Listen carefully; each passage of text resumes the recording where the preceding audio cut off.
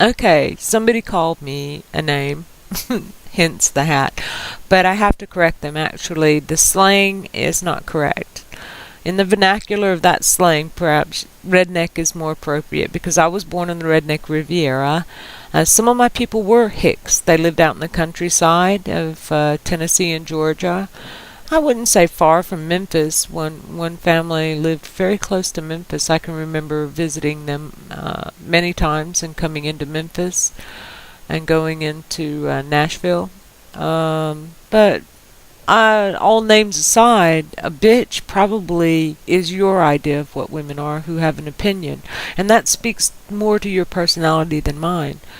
On your other comment as well, being vulgar about the euphemisms. I don't use euphemisms when I talk about sex. I'm a very direct person, and I wouldn't speak of it with you.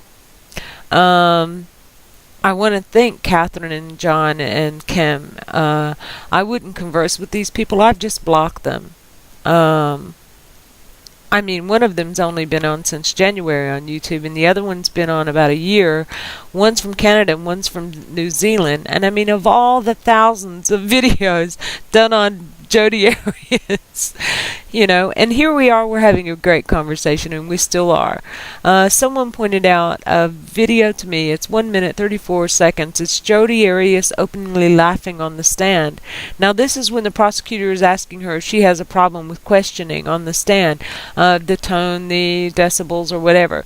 And she actually answers him and says, well, it's a little bit of this, a little bit of that, and yourself included. And I remember the day that happened, I was like, and the person delivering them, and my head turned around. I was doing dishes.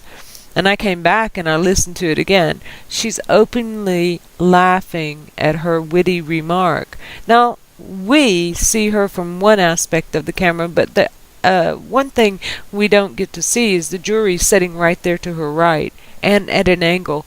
They actually saw it all. But Jodi Arias throughout the trial is displaying her whole palette and range of gameplay. And she's also showing that she can't help but think of herself as more superior and aloof. She also has shown she's not a shrinking violet. She's willing to do combat. Verbally at least. And to me, a verbal combativeness speaks to a spirit that will do combat, and the spirit the body follows. Someone took umbrage with me calling her a coward, and I think she is a coward. I think she's a huge coward. She got him in a prone position, and she tried to kill him in a very clean, persnickety way. A coward does that. Oh, this person, by the way, doesn't believe she's guilty, believes she's innocent, and that's fine. But I'm basing everything that I've seen that she is guilty on a preponderance of the evidence being displayed. There was premeditation, so many phone calls, so many emails, all of the things that she did, and then she arrives. And, of course, we know what happens after that. I think that it all went, as the English say, tits up. Now, as far as being a hick, also, it would entail that I'm not educated. I don't care to give you my background in education. Needless to say, I was educated. A hick normally didn't finish school or didn't even go to school when I was a kid. We didn't make fun of hicks because in our family there were rednecks and hicks. They worked bloody hard, And, but I lived half my life over here in Europe as well, and I worked for the United States government on a base that was conjoined military services. And I went from working with pencil and pen to IBM systems in my career to dismantling those systems and coming over to the systems that we now use, which, by the way, we use a few other systems, but I can't speak to those. Because, number one, in the past 9 or 10 years, I haven't worked on those bases or the systems, and number two, I'm not allowed to speak about that. But of course, we know they use PCs and Windows as well. That's not hidden. There's a conformity there across the board. Let me see. Oh, and someone else pointed out that I seem to be obsessed. Have you gone on the internet and seen how many people are really obsessed? I'm just interested because I actually fell hook, line, and sinker for the 48 hours show a few years ago that she was claiming her innocence, and I thought, my God, if they're locking up this innocent girl, and she was actually a woman then, but this innocent girl, they'll lock anybody up, you know?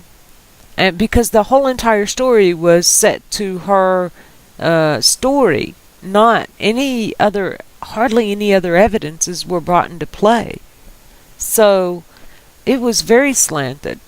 Then, like I said, somebody sent me the video, and I said, so what? You know, I saw this before. Yeah, but she's on trial now, and she admits doing it. I said, wait a minute, she admitted doing it? And I think this was about the 7th day of the trial. So I was watching the trial days before and then the ones coming up. I see everything a day later. And I want to thank those people who post the videos and take time to do that. You know, we all have our various interests. Someone pointed out you have a very bizarre, morbid interest. Hey, have you ever seen how many people go on the serial killers' websites? Oh my goodness. Have I done that? Yeah, I did, because I wanted to understand the psychology behind some of these people who do serial killings. Am I interested into why she's done this? Yeah. Because according to that 48 hours piece, and now, wait a minute, we're talking about a very twisted, delusional individual who can pull this off. You know, according to my belief that she's guilty, absolutely. And someone else mentioned, you want her to fry. You just want this person to die. And I said, no, I want her to die of natural causes. Hopefully after spending a long, long life in prison. Long life. It's actually an old Chinese curse or proverb that says, I hope you live a long life. Not only did she take his life and destroy a life so brutally, she's destroyed hers.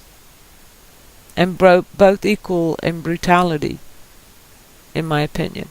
One being this revelation of all these things, and you know, she's had to lay her whole personality out there. She thought about suicide. I would too, if I had all that to reveal. I'm sorry, but I would have gone ahead and said, I did it, I don't want a trial, I did it.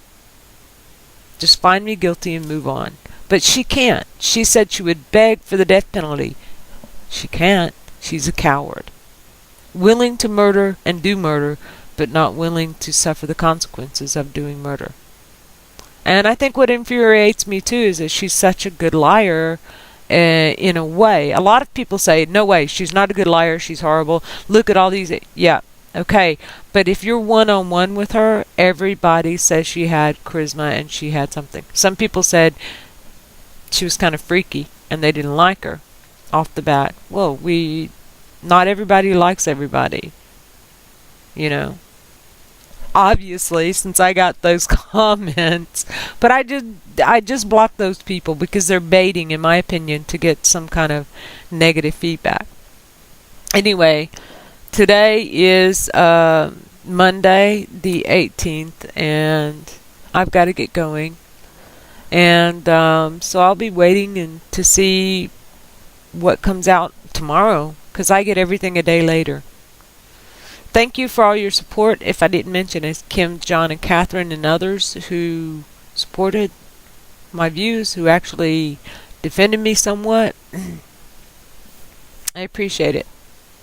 And I defend your right to say what you would like, as long as you're not disrespectful and vulgar and nasty to people.